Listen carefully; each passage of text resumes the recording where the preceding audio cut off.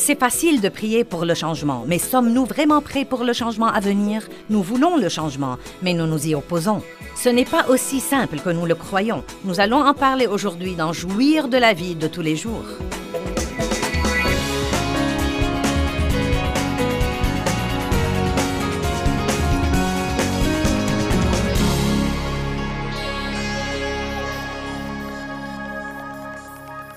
Nous appartenons à Dieu. Vous ne vous appartenez pas à vous-même. Vous avez été racheté à un prix, le sang précieux de Jésus-Christ. Payé, devenu les siens, racheté, acheté. Nous appartenons à Dieu. Il nous a rachetés de l'ennemi. Et il ne veut pas nous voir chanter à l'église « Je livre mon tout », puis rentrer à la maison et piquer une crise.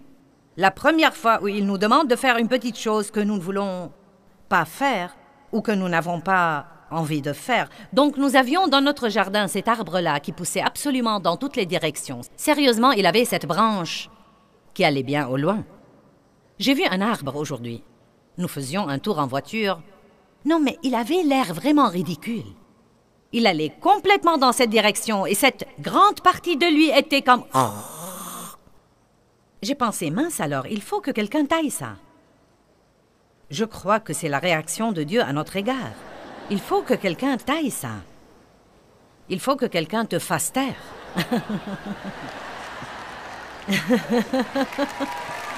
Il faut que quelqu'un te prenne à l'écart et te parle. Et donc, nous ne savions rien sur la taille. Dave a appelé quelqu'un pour venir tailler l'arbre. Et quand je suis rentrée du bureau à la maison, j'ai presque piqué une crise parce qu'il ne restait de cet arbre presque rien, mais juste comme... Non, mais il n'en restait presque rien et j'ai dit « Tu as tué notre arbre !» N'est-ce pas ce que ça nous fait parfois? Combien de fois ai-je répété au fil des années « Dieu, ça me tue, ça me tue, ça me tue, aide-moi » Et le plus drôle, c'est que ça me tuait vraiment, mais je ne le savais pas. Ça tuait la partie de moi qui avait besoin de mourir. Ça tuait la partie de mon moi qui ne portait pas du bon fruit. Vous êtes-vous jamais entendu dire « Dieu, ça me tue, ça me tue, ça va me tuer » Je parie que Dieu étant Dieu et sachant ce qu'il sait, je parie qu'il pense parfois que nous sommes très drôles. Et donc Dieu nous taille pour que nous portions plus de fruits, plus riches et plus excellents. Je ne sais pas si je devrais vous dire ça ou pas, mais si vous laissez Dieu commencer à tailler et vous êtes d'accord avec lui et vous commencez à porter plus de fruits, s'il voit qu'il a quelqu'un avec qui il peut vraiment travailler, mince alors, il se met résolument au travail. Nous comprenons ça. Non, mais même si vous avez quelqu'un dans votre église ou un employé que vous trouvez ouvert et prêt à être façonné et qui veut grandir et apprendre, mince alors, vous vous liez d'amitié avec lui et vous passez plus de temps avec lui. Vous n'êtes pas obligé de le dorloter, vous pouvez juste y aller et mener à bien le processus et vraiment l'utiliser. Et donc, nous voulons laisser Dieu nous utiliser, nous voulons grandir et je pense que nous devons le faire au plus vite car nous sommes assez intelligents pour réaliser que quelque chose se passe dans le monde. Et je ne vais pas essayer de prophétiser, mais je crois que si nous avons l'intention d'être prêts, maintenant est le bon moment pour être prêts. Amen.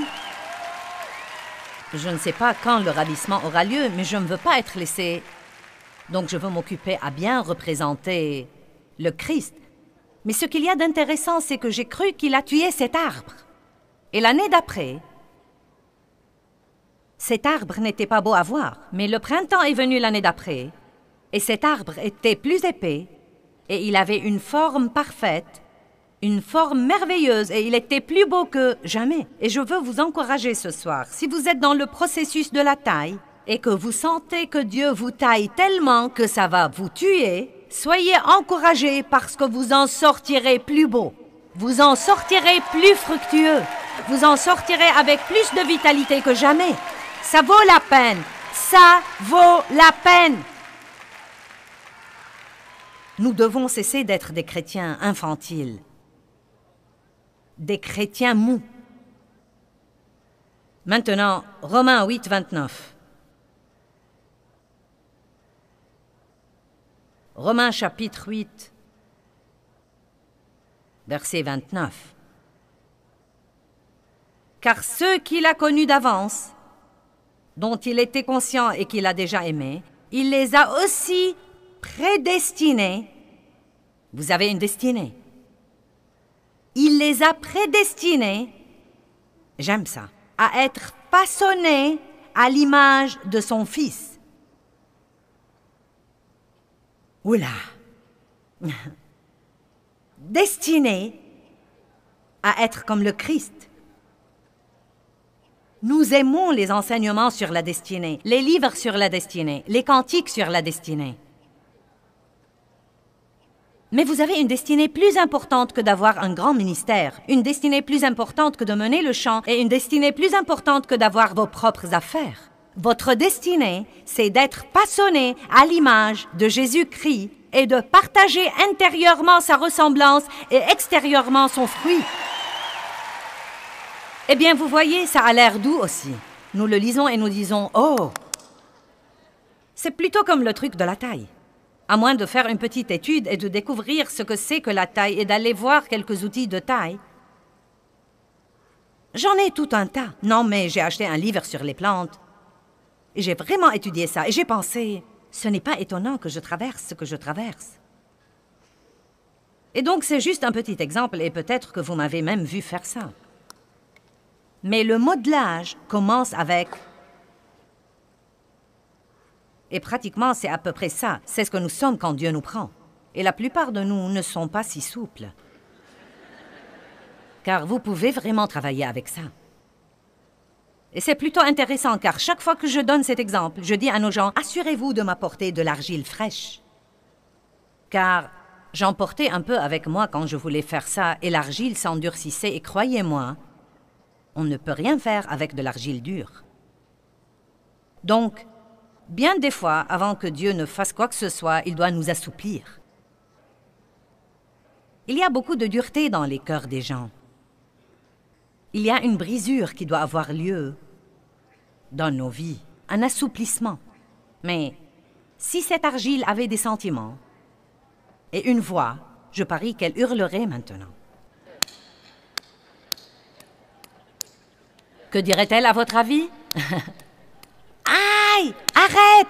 Laisse-moi tranquille! Maintenant, vous savez, c'est un exemple misérable, mais nous allons prétendre que c'est Jésus. Seigneur, je te prie de me pardonner. Je ne t'insulte pas, mais c'est la seule chose que j'ai pour travailler. C'est petit et mignon, en tout cas. Bon, donc nous allons être façonnés. Ça, c'est nous. Finalement, nous sommes malléables. Il nous a probablement fallu 25 ans pour en arriver là.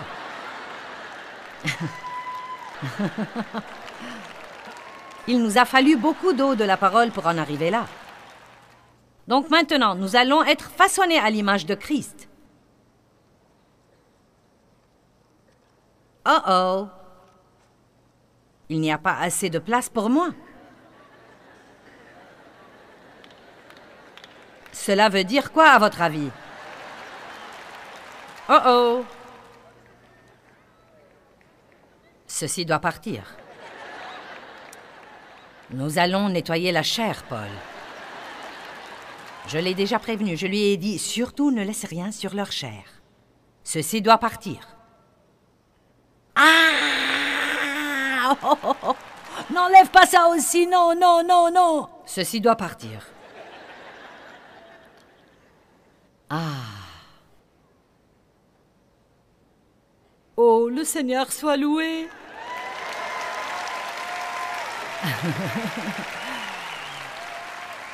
Allez, vous avez tous compris? C'est un processus. La transformation. Je veux vous lire une histoire. Je l'ai trouvée il y a des années. Et croyez-moi, bonté divine, ça m'a beaucoup aidé car je n'avais aucune idée de ce qui se passait. Non, mais j'étais sur l'arrière de la branche. Dans le cocon. J'étais transformée en liquide. Et je ne le savais pas. Non, mais Dieu avait ses cisailles et il coupait, il taillait. Et moi, je ne faisais que crier et m'agiter et lutter. Et vouloir que Dieu en finisse. Et je ne sais même pas où j'ai trouvé cette histoire, mais vous savez quoi? Elle m'a sauvé la vie et peut-être qu'elle aidera quelqu'un ici ou quelqu'un qui nous regarde à la télé quelque part dans le monde. C'est l'histoire de la tasse à thé. Un couple est allé dans un magasin d'antiquités et ils ont vu cette très belle et magnifique petite tasse à thé posée là-haut sur une étagère. Et ils sont tombés amoureux de cette tasse et ils ont pensé, nous devons avoir cette tasse à thé. Donc ils admiraient la tasse à thé. Et tout d'un coup, la tasse à thé a commencé à parler. Et elle a dit, je n'ai pas toujours été comme ça. À une certaine époque, personne ne voulait de moi. À une certaine époque, je n'étais pas du tout attrayante. Voyez, il y a eu une époque dans ma vie où j'étais juste une vieille et dure motte d'argile grise. Et le maître potier est venu me prendre un jour et il a commencé à me tapoter et à me remodeler. Et je lui ai dit, arrête, qu'est-ce que tu fais? Ça fait mal. Ah! Laisse-moi tranquille. Et il m'a simplement regardé et m'a dit, pas encore. Puis il m'a mis sur un tour et il a commencé à me faire tourner et tourner et tourner. Et j'ai été tellement prise de vertige que je pouvais à peine voir et j'avais la nausée. Et j'ai su que je déraillais. Puis j'ai dit, sors-moi d'ici, je ne supporte pas ça. Et il m'a regardé et il m'a dit, pas encore. Finalement, le jour est venu où j'ai pris une autre forme. Tout ce tournoiement avait en fait quelque chose. Tout ce tapotement et cette pression et ce pincement m'avaient donné une nouvelle forme. J'ai pensé, ouf, c'est fini. Puis tout à coup, il m'a mis dans ce grand four. Il a dit quelque chose à propos de la première cuisson. Mince alors, il faisait chaud là-dedans. C'est incroyable ce qu'il faisait chaud là-dedans. Et j'ai pensé, je ne peux pas supporter cela. Je vais mourir, ça va me tuer. Sors-moi d'ici vite. Tu ne m'aimes pas du tout. Pourquoi me laisses-tu ici? Tu peux me regarder par la vitre de la porte du four. Tu peux voir ce que j'endure. Tu peux me sortir d'ici. Pourquoi me laisses-tu ici si tu m'aimes? Allez, je sais que nous avons eu ces conversations. Je lui disais, d'accord Dieu, je sais que tu es Dieu, je sais ce que tu peux faire, ce n'est même pas la peine de te lever du trône pour faire ça. Juste regarde dans ma direction et tu pourras faire disparaître tout ça. Pourquoi me laisser dans cette situation? Mais il ne m'a pas sorti. Il a regardé par la vitre de la porte du four et m'a dit, pas encore. Finalement, la porte du four s'est ouverte. Il m'a sorti et m'a mis sur une étagère. Ah, ouf! Mince alors, Dieu merci, c'est fini. Il m'a posé ici un moment, puis il a commencé à me peindre, et bon sang, qu'est-ce que ça puait. Il a changé ma couleur du gris à ce joli bleu que j'ai maintenant. Et j'ai dit, mince alors, ce truc pue, il m'étouffe. Je n'aime pas cette odeur, arrête, arrête, arrête, arrête, arrête. Et il m'a regardé et il m'a dit, pas encore. Et il m'a remise dans le four une deuxième fois. Ça s'appelait la deuxième cuisson et le four a été 2 fois plus chaud que la première fois. Et j'ai pensé, maintenant je suis sûre que je vais mourir. Il m'est impossible de survivre. Je sais que j'ai survécu la première cuisson, mais je ne survivrai pas celle-là. Tu dois m'écouter, s'il te plaît, maître potier. Sors-moi d'ici, ça va me tuer. Sors-moi, sors-moi, sors-moi. Pas encore. Puis un jour, la porte s'est finalement ouverte. Et il m'a sorti et m'a posé là-haut sur cette étagère pour que je me calme. Parfois, Dieu doit nous mettre sur une étagère pour que nous puissions nous calmer. Allez maintenant, c'est un bon sermon. Non, mais je ne saurais vous dire ce que ça représente pour moi. Je porte ça avec moi depuis des années et quand Dieu m'y mène, je le partage. Et j'espère que ça vous aidera ce soir. Et écoutez, Dieu vous transforme en quelque chose qui vous surprendra quand il aura fini. Et non seulement ça vous surprendra, mais ça surprendra encore beaucoup de personnes qui vous connaissaient avant.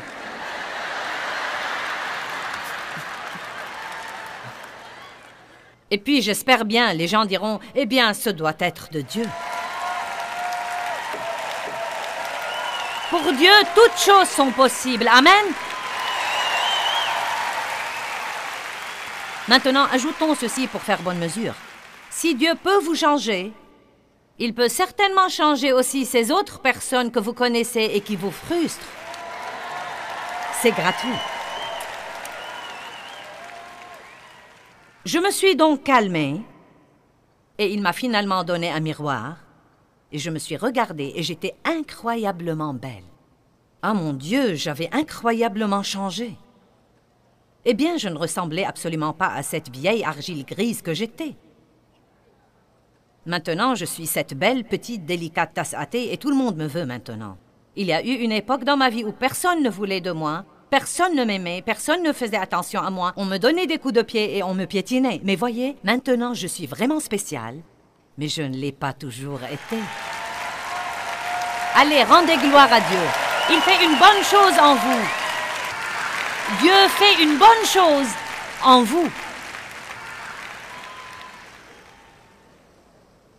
Donc, nous devons vraiment laisser Dieu faire ce qu'il veut faire et ce qu'il doit faire dans nos vies. Et non seulement le laisser, mais encore l'inviter. Invitez-le. Dieu fait de moi ce que tu veux que je sois. Et ne le dites pas en un moment de grande émotion où le groupe de louanges joue et Delirious chante ou Darlene chante. Ça n'arriverait pas si c'est moi qui chantais, mais si quelqu'un de doué chantait. Non, mais vous pouvez avoir des moments de grande émotion où votre âme est en extase et vous dites « Je livre mon tout ». C'est facile en ce moment-là, mais quand vous rentrez chez vous alors? C'est facile même de penser que vous pouvez le faire quand je vous lis mes histoires et quand je vous dis que c'est merveilleux. Mais c'est toujours vous qui devez le subir. Et c'est vous qui devez endurer la douleur. C'est toujours vous qui devez entrer au four. Vous devez monter sur le tour du potier. Et rien ni personne ne peut soulager votre douleur.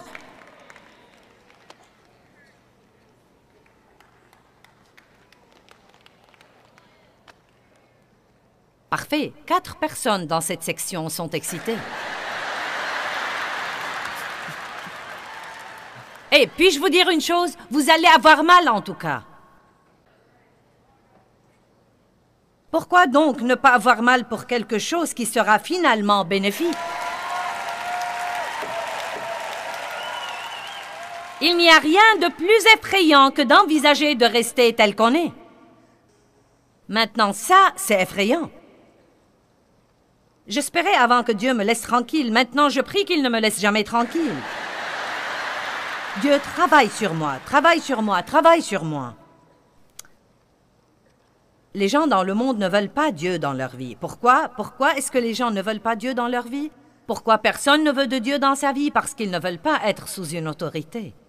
Ils ne veulent pas que quelqu'un leur dise quoi faire. Ils veulent faire ce qui leur plaît. Ça s'appelle l'humanisme. À ma façon, ou pas question. Et plus on a des gens comme ça, plus nos problèmes seront grands et difficiles. Plus les gens s'éloignent de Dieu, plus nos problèmes seront grands. Heureuse la nation dont l'Éternel est le Dieu. Toute nation qui sert Dieu sera bénie. Vous savez, il y a beaucoup de choses dans notre histoire et certainement dans l'histoire de certaines nations qui nous regardent partout dans le monde. Il y a beaucoup de choses dans votre histoire. Et il y a eu des moments où le peuple servait Dieu. Toute notre constitution dans ce pays est basée sur les 10 commandements. Nos administrations publiques sont remplies de versets bibliques. Non, mais nos pères fondateurs ont tout basé là sur la parole de Dieu. Et juste en 200 courtes années, écoutez, nous sommes la nation la plus jeune du monde. En 200 courtes années, nous sommes devenus la nation la plus grande sur la surface de la terre. Comme miracle, ça se pose un peu là. Non, mais ce que Dieu a fait là est un miracle extraordinaire. Mais bon sang, nous perdons du terrain très rapidement. Ce ne sont pas les pécheurs qui renverseront la situation. Nous devons prier et nous devons commencer à faire du bruit. Nous sommes une armée. Nous ne devrions pas être odieux, nous ne devrions pas être méchants, mais nous devrions parler. Nous sommes une armée. Nous sommes une armée.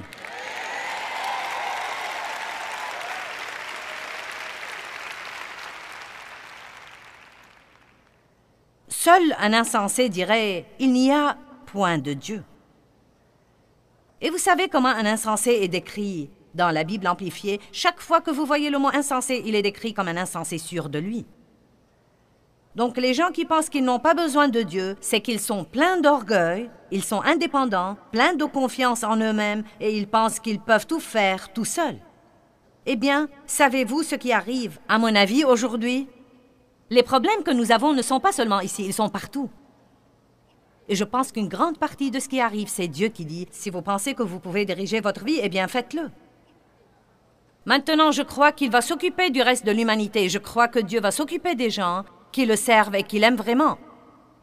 Mais vous savez, je n'essaye jamais de dire des choses décourageantes dans nos réunions et je ne crois certainement pas que je suis un prophète de malheur. Et je crois que de bonnes choses vont se produire et je crois que Dieu va faire de bonnes choses et je crois que nous devons tous avoir une attitude positive. Mais je veux aussi dire ceci. Je crois qu'un jour viendra où les hommes seront séparés des enfants,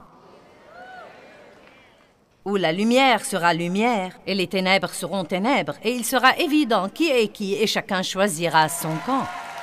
Et je ne pense pas que nous pourrons nager entre deux eaux, ou ménager la chèvre et le chou, ou jouer au plus fin avec Dieu et y arriver dans les jours derniers. Nous devrons avoir une très forte marche dans l'amour. Nous aurons à faire très attention aux paroles de notre bouche car nous pourrions ouvrir des voies à l'ennemi en ouvrant notre bouche et en lui donnant l'accès. Et je crois que Dieu me donne un mandat dans les 2 prochaines années à donner aux gens beaucoup de viande dans mon enseignement et j'espère bien les aider à grandir. Et je vous prie de prier pour moi, car la vérité c'est que quand vous donnez de la viande aux gens, beaucoup d'entre eux essayent de la cracher et je dois trouver un moyen de la leur enfoncer dans la gorge pour sauver leur vie. Amen. C'est l'heure d'être de vrais ambassadeurs de Jésus-Christ. Entrez dans le four et restez-y jusqu'à ce que vous soyez bien cuits et à ce moment-là, sortez. Demandez à Dieu de vous tailler, demandez à Dieu de s'occuper de vous. Dites-lui que vous avez besoin de lui comme une nécessité vitale dans votre vie, que vous ne pouvez pas vivre sans lui, que vous mourrez si vous ne l'avez pas dans votre vie à chaque instant de chaque jour, car nous ne sommes rien sans Dieu. Rien sans Dieu. Amen. Notre Dieu est un Dieu extraordinaire. Et nous n'allons pas nous taire, et nous n'allons pas nous évaporer, et nous n'allons pas disparaître, et nous n'allons pas faire des compromis, et nous n'allons pas suivre le courant avec tous les autres.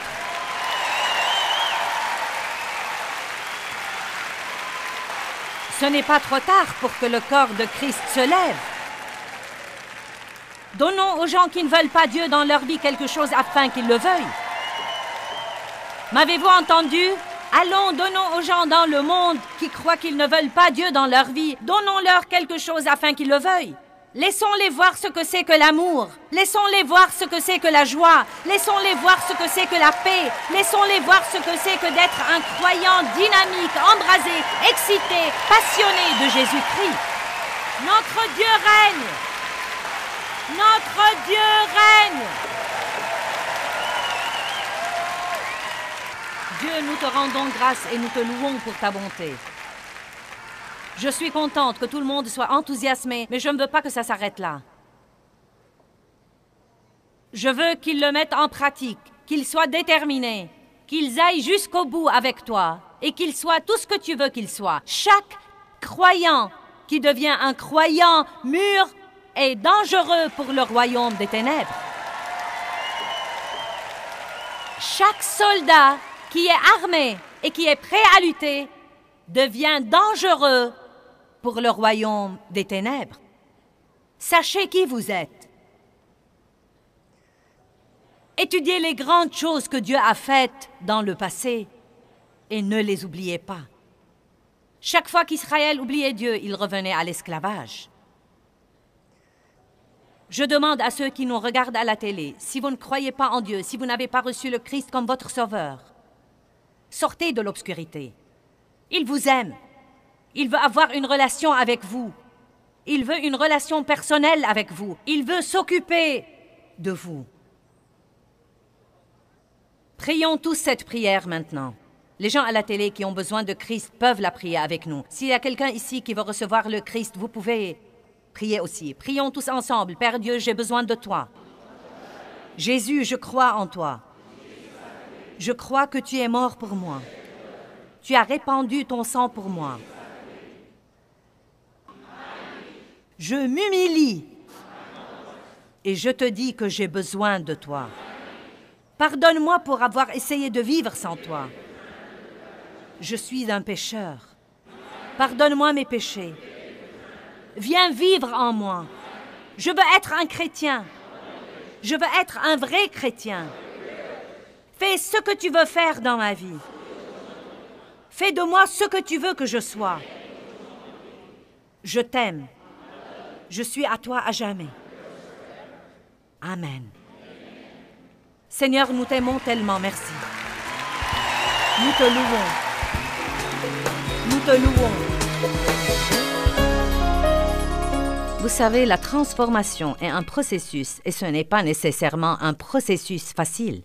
Je crois que Dieu seul peut le faire et le faire comme il faut.